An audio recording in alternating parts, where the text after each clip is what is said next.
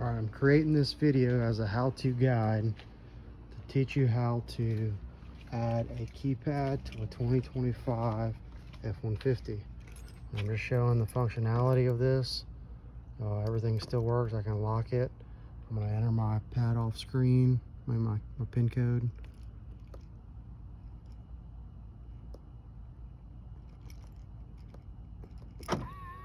It unlocks. If you push 5, it does not drop the tailgate. I've had a few people ask if pressing 5 drops the tailgate like it does on the older generations, but this feature does work where you can push these two and it locks back. But this is a 2025 and it's fully functional, and I didn't have enough time to do a video. I was fighting the sun going down, so I made a how-to guide. And I posted that on a Raptor forum, and you know, people started asking me like crazy, how'd you do it, questions here and there. So this is to be a supplemental to that document to teach you how to add this keypad to the truck. So let me go over the tools that you'll need to do this. You need a trim removal tool like this, 7mm nut driver, a little thin screwdriver or a pick, and then a T20 driver, Torx driver like this. You're gonna need a laptop with a quality FORScan cable. Don't try to use a cheap wireless cable like this. I've already had a guy had the how-to posted for less than an hour, and somebody tried to follow my directions and it wasn't working, and I realized quickly it's because they were using a cheap OBD2 link cable, which wasn't showing all the modules you need to be able to see to get this to work.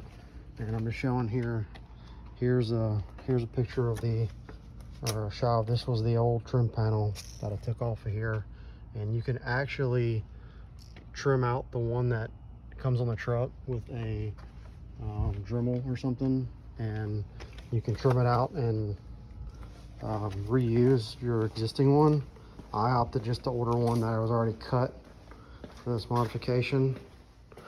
You can see here in the light, there's a little bit of a guide here on where it needs to go, this little square. Give me 1 second. I did create a template to cut out that hole if you want to on here, and I'll put a link to this as well. It has a scale, so when you print it out you can make it work right. But just note that these dimensions aren't to scale. You'll just measure, you know, 0.19 inches from this edge, and put some blue tape here, mark that, measure 0.875 from this edge with your blue tape, and you'll transfer this to the blue tape and Dremel out if you want to, or you can just do like I did and buy the part that already has the cutout for you. So let's go ahead and I'll show you how to get the truck programmed on FORScan.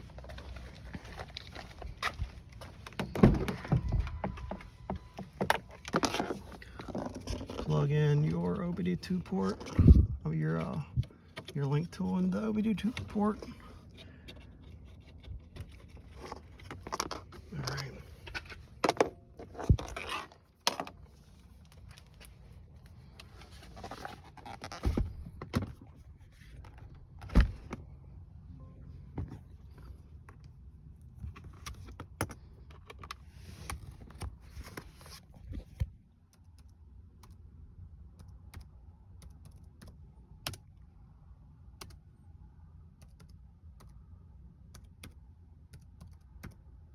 All right, so you're gonna want to go ahead and plug your USB into your computer.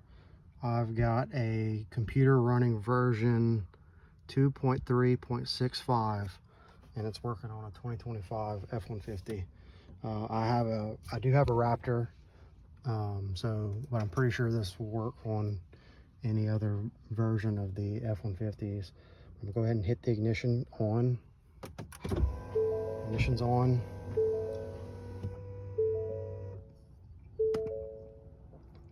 you go up to this tab here, and then you come down and click the connect to vehicle button. It's going to pop up a warning saying your adapter can work faster or something like that.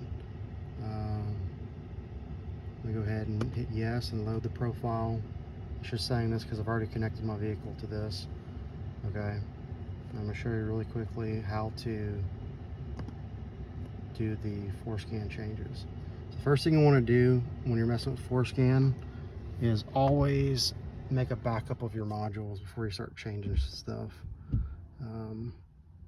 So I'm going to show you how to make a backup of the APIM module. You want to click this here and then hit the play button in the bottom left hand corner. It's giving you a warning saying, you know, messing with anything is not safe. You're going to go save all right here, and then here I already have this file, but you'd hit OK. It's going to acknowledge the operation is complete. Okay, we're going to go back over here. We're going to hit stop first. We're going to go back to configuration and programming tab, and we're going to find the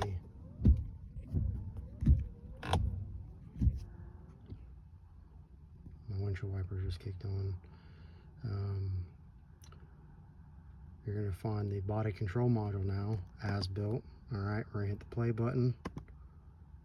It's reading everything. The other warning's coming back up. All right, it's reading all these blocks. You hit save all. You hit OK. And what this is doing is just making a backup of all these hex codes that are factory loaded on your truck. If you end up messing up and you really get in a bind, you bricked up your module or whatever, you can still go to Ford's website and you put in your VIN number and you can get these numbers back. So it's not the end of the world, but just don't let it happen. So anyways, back to the programming. We're going to go back to configuration and programming. Go back to the top where it says AIPM module. We're going to hit the play button. Hit play. Warning's gonna pop up again. All right, but this is called the easy mode. Okay, when you go to the other as-builts and you see on the forums and people are telling you the codes to mess with here and there, that's like the regular or power users mode. This is sort of like the easy mode. So you want to go here and type in Keypad. All right, and then you're going to select this option here, door keypad code. Mine says enabled, but it's going to show on yours disabled. You're going to change the selection here to enabled, hit the check mark, okay, and then you're going to hit the write button right here, and then what it's going to do is going to write to that module with this new setting. It's going to pop up a warning on your FORScan saying cycle the ignition off and then on again, and then you'll do that. You'll just cycle your ignition off and then on, okay, and then once it's done, you're going to come back to here. You're going to go to body control module configuration, and again, this is easy mode, not the as-built, okay, and you're going to hit the play button. Oh, I didn't hit stop because I was still in the other execution. So go back to the body control module, hit the play button, okay, and then go up to the filter, type in Keypad. All right, Keypad. This is the next one you want to change. I double click that and you want to change it to hardwire input. It's going to show disabled from the factory, okay. You're going to hit the checkbox again, hit right in this corner. It's going to tell you to cycle your ignition off and back on, okay. Once that's done, hit stop, and then you're going to want to go over to vehicle, the vehicle tab up here, the top left. All right, and go down and then hit this button here to disconnect from your vehicle. There you go. Now you're safe to unplug your cable. Again, this is the cable that I have. This is the brand. I suggest this one because it's guaranteed to work with FORScan. There are some cheaper ones on Amazon that will work. However, It's known that, you know, some of these cables come from China, and they will put malware into hardware that plugs into your USB port of your computer, and it can possibly infect your computer. I'm not saying the one you have is infected or the one that you might order is infected. I just know that this is the recommended cable that FORScan recommends and guarantees works with their software. So if you want to guarantee this works, buy this cable for, it's like 60 bucks, and don't buy the cheaper $20, you know, wireless cables or wireless adapters or cheaper cables. So we're now done with the FORScan portion of this job. You can put your computer away. All right, for this next part, I'm gonna go ahead and get into the truck.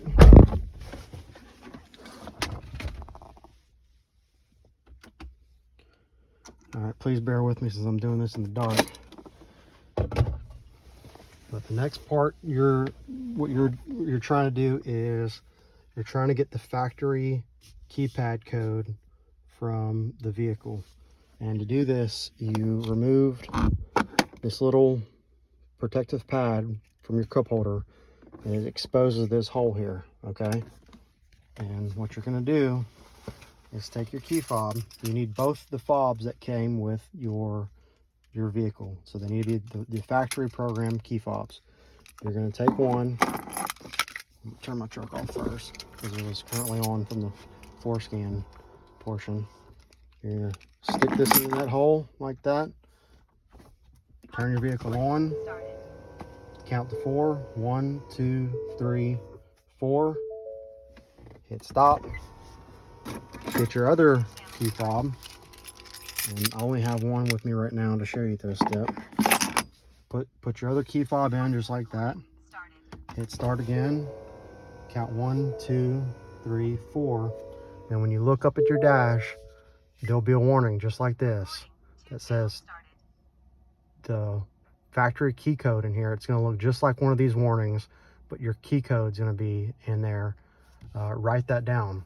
And it also, mine popped up really fast and it disappeared. So what I did was I took a video while I was waiting for it to pop up. I propped my camera up and let it record it, since it just popped up and flashed the keypad code really quickly, and I just reviewed the video footage later. So that's how you access your factory keypad code. All right.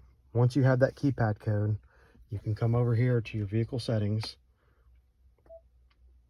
And you go to vehicle. And scroll down to keypad, door keypad code. If you have a 2025, this option does not show up until you do the FORScan changes that we previously did. Now this option shows up since we changed it to FORScan. But this is where you would enter that code that you just found over here. You're going to enter that code, and it's going to give you the option to create your own personal keypad code. And you can put in whatever 5-digit code you want, you know, 1, 2, 3, 4, 5, whatever you want. It's going to ask you to enter it twice to confirm it. And then now your vehicle is programmed for your personal code.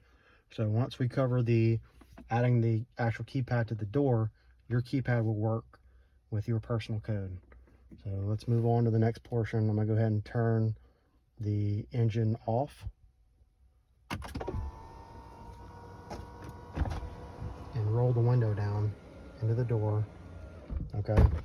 Now, since I already have my truck put back together, it's going to be a little bit more difficult to show you what I did here, but you'll have to bear with me. So first step is to roll your window into the, roll it down into the window. Okay. And this is a little trim tool, trim panel that you'll use your trim tool to get behind here. And you're going to be very gently, you know, you're going to stick it in here and wiggle it till you pop off all the little tabs that are behind this little trim piece. Okay. Then you're going to use your small flathead screwdriver, and you're going to stick it in up here at the top where this little black crease is, and you're gonna wiggle this little panel out. There's 2 clips at the top, and then down here at the bottom, it's two little like hooks that hook into the bottom, and that little panel comes out, and that exposes 2 7mm hex head bolts. There's one behind this piece here. There's 2 behind this piece right underneath your door handle. Okay, and again, this is on a Raptor, so it may be different from an XLT. And the next part you want to get is this little reflector. There's a 7mm behind there. You can see it in there. You're going to stick the screwdriver in the top end of it, and you're going to press down, and it's going to pop one out. And then there's 2 screws at the bottom. They're all 7mm. Okay, you're going to take those out. Once you have all those out, you have the trim panel piece off, and that screw that's behind there. You're going to want to put your fingers behind this piece right here, and you're going to want to pull straight backwards. Okay, the door panel is held in with some clips. Okay, and those clips are they're pretty delicate. And you want to make sure you use your trim tool to remove those. And there's a few on this outer edge here of the door, and there's a few down here at the bottom, and there's a few up here on the right hand side. But what you want to do is use your trim tool to pop those clips open and separate the door away from the door panel away from the door, I'm sorry.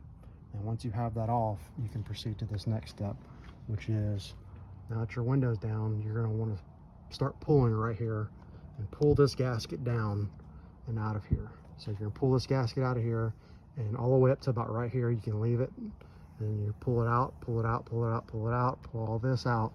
This whole piece is going to come out of this hole down here, and you're going to just let that droop down out the vehicle.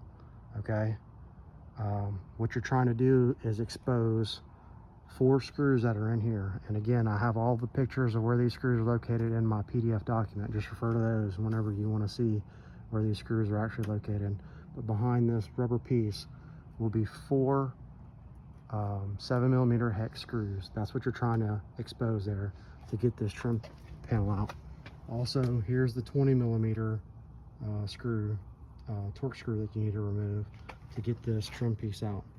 But the next part requires you to, so now that all the screws are out, this little plastic door panel trim piece is going to rotate outwards.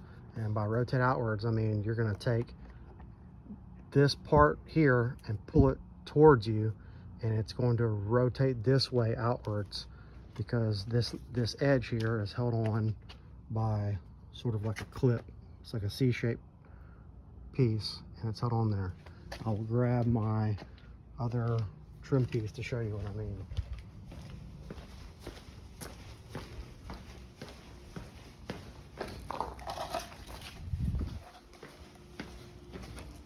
So here's the trim panel as it removed. Here's that C panel, or that C-shaped clip. That this is just hugging the outer edge of the door, and you're going to take this and turn it this way, and it's all going to come out, and it's going to come out from behind this little rubber piece here. Because you remove this little torque screw, this trim piece will stay in place, but it will allow it to be moved about 1 inch outwards. So you'll have just enough room to take this and rotate it this way outwards, and it'll come out. Okay, once that's out, you're pretty much all clear from there. But one thing I do want to note that it's very important. This next part is, once this panel's removed from the door, you'll have a few holes here, and you can look down in this hole. You want to drop the keypad wiring harness straight down. Sorry, I live in Louisiana, and the mosquito man was driving down the road making a lot of racket.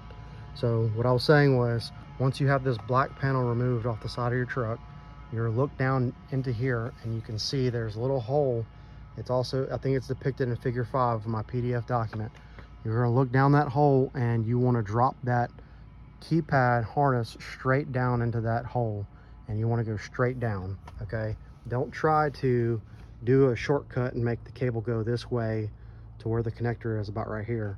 You want to go straight down, and then the cable's going to go around this way. Okay, if you try to go straight across, it's going to get caught up on your window actuator, and or you know, it's going to rub your window or something like that. So be sure that when you look down in this hole, you go straight down. And in my opinion, this was the hardest part of the job, because once you get this door panel off, there's going to be a moisture barrier that covers the hole in the window here, or the gap in the window. You're going to peel that moisture barrier off from this edge here and just pull enough off and pull it over. All you have to do is better get one arm in there to grab this wire. But what I did to making sure that wire goes straight down so it can come over easier is I took a fish tape and I stuck it in from down here in the bottom and went up into, there's a little guide pocket that goes up this way up to that hole that I was talking about earlier. Okay, so I put the fish tape going upwards, and then it came up and out of the hole here. Then I taped the wire for the keypad to that fish tape and then pulled it down through so it went exactly where it needed to go. Another thing to note, this keypad typically goes on an F250, and it had some little plastic clips attached to it that are made to secure that wire to your door so it doesn't rattle. Those clips did not align with any of the holes in my door. Again, since that's made for an F250, I believe, a 2024 F250, these clips did not align with any of the holes that are in the door. So what I did was I cut these plastic pieces off of that wiring harness because I didn't want them in the door rattling, because I didn't have anywhere to secure them in the F-150 door. Okay, so cut those off. It'll also make it easier when you're routing the wire down in here through here to the side.